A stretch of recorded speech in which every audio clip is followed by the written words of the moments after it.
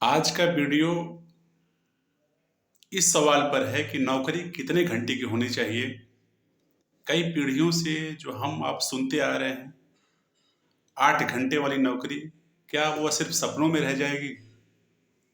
कुछ महीने पहले ही भारत के दिग्गज कारोबारी, सफल उद्योगपति और इन्फोसिस कंपनी के को founder Shri N R Narayana Murthy ji ने एक बड़ा बयान दिया था कि अगर भारत देश को इकोनॉमिकल सुपर पावर बनना है तो भारतीयों को सप्ताह में कम से कम 70 घंटे काम करना चाहिए। सप्ताह में 70 घंटे का मतलब, अगर हम सोमवार से शनिवार तक काम करते हैं तो लगभग 11 से 12 घंटे प्रतिदिन के पड़ेंगे। नारायण मूर्ति जी का यह बयान इतना वायरल हुआ था कि देश भर में इस विषय को लेकर के लोग दो धड़ों में बट गए थे और लेबर वेलफेयर एसोसिएशन के साथ साथ मजदूर नेताओं को नारायण मूर्ति जी का बयान काफी खटकने लगा था। और वहीं भारत को विश्व की आर्थिक महाशक्ति का सपना देखने वाले लोगों को यह बयान बहुत प्यारा लगा और उनके इस बयान की काफी सराहना भी की गई थी। तो सवाल यह उठता है कि दुनिया भर में जो वर्क कल्चर है, कार्य करने की संस्कृति है, उसकी मांग क्या है और भारत में वर्क कल्चर का प्रावधान क्या है और नौकरी कितने घंटे की होनी चाहिए। नारायण मूर्ति जी के इस बयान के बाद ऐसा लगा कि विश्व भर की अर्थव्यवस्थाओं के साथ साथ तालमेल बैठाने एवं दुनिया भर की ताकतवर कंपनियों से आगे निकलने की होड़ में इसका सीधा सीधा दबाव भारत की कंपनियों और कर्मचारियों पर पड़ने वाला है।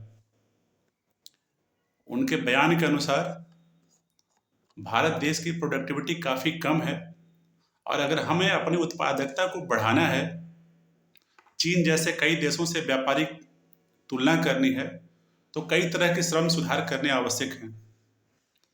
कई कारोबारियों ने नारायण मूर्ति जी के इस बयान का स्वागत भी किया। जिंदल स्टील के मालिक श्री सज्जन जिंदल जी ने यहाँ तक कह दिया कि हमारे देश के प्रधानमंत्री प्रतिदिन 14 से 16 घंटे काम करते हैं, तो देश के प्रति समर्पित युवाओं को उनसे प्रेरणा लेकर ज़्यादा काम करके देश को आगे बढ़ाना चाहिए। तो सवाल यहाँ खड़ा होता है कि आखिर नौकरी कितने घंटे की होनी चाहिए।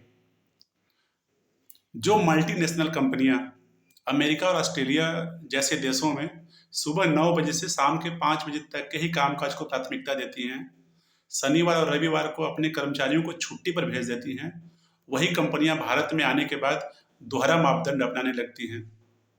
यहाँ आकर 11 से 12 घंटे काम करने की डिमांड करने लगती हैं।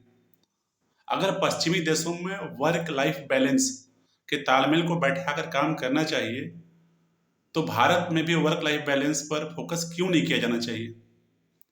पश्चिमी देशों में किसी भी नौकरी या व्यवसाय करने के काम के घंटे को इस प्रकार रखा जाता है कि किसी भी कर्मचारी की निजी और सामाजिक जीवन शैली पर उसका नकारात्मक प्रभाव न हो। तो यह विचार भारत देश के कर्मचारियों के साथ क्यों नहीं होना चाहिए। कोरोना काल में कर्मचारियों से वर्क फ्रॉम होम के नाम पर 11 से 12 घंटे तक की ड्यूटी ली गई थी और जो बहुराष्ट्रीय कंपनियां विदेश में 8 घंटे से ऊपर की ड्यूटी नहीं ले पाती हैं, वही कंपनियां भारत में अपना दफ्तर खोलते ही 11 से 12 घंटे भारतीय कर्मचारियों से काम करवाने लगते हैं। तो ऐसा दोहरा मापदंड क्यों है।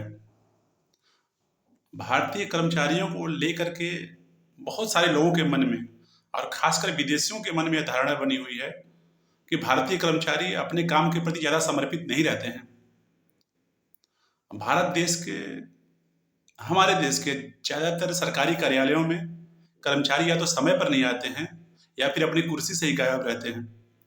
तथ्य जितना भी सही हो, लेकिन हम इस बात से इनकार नहीं कर सकते कि आजकल हर सरकारी ऑफिस में उपस्थिति अनिवार्य करने के लिए ही बायोमेट्रिक अटेंडेंस सिस्टम को लगाना पड़ गया है और कामकाज को चेक करने के लिए एनुअल अप्रेजल जैसी व्यवस्था दी गई है।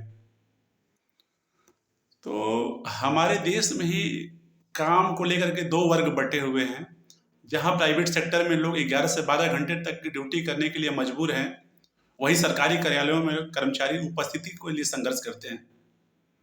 पीरियोडिक लेबर फोर्स की सर्वे 2020-21 के अनुसार हमारे भारत देश में 10% ही लोग सरकारी नौकरी करते हैं, 88% से ज़्यादा लोग प्राइवेट नौकरी करते हैं।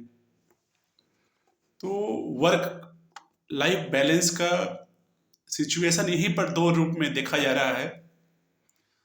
आध्यात्मिक धर्म गुरु श्री दलाई लामा जी ने कहा था कि भारतीय लोग चीनी कर्मचारियों की तुलना में आलसी होते हैं। उसका कारण हमारे देश की भौगोलिक व्यवस्था है। भारतीय लोग काफ़ी सहनशील होते हैं। यही कारण है कि जितनी मल्टीनेशनल कंपनियां हैं विदेशों में अपने कर्मचारियों को जबरन छुट्टी पर भेजते हैं, जबकि वही कंपनियां भारत में भारतीय कर्मचारियों से ज़्यादा काम करवाती हैं। तो काम के घंटों का जो सिलसिला है, आज से 50 साल भारतीय लोग सप्ताह में कम से कम 40 घंटे काम करते थे और आज दिल्ली और बंबई जैसे शहरों में औसतन 60 घंटे साप्ताहिक काम किया जाता है। तो श्री नारायण मूर्ति जी के इस बयान के बाद देश के लोगों का दो भागों में बढ़ जाना स्वाभाविक है। अगर देश के लोगों को इकोनॉमिकल पावर में आगे बढ़ाना है, प्रोडक्टिविटी को आगे बढ़ाना है, तो काम के घंटे को बढ़ाना ही पड़ेगा।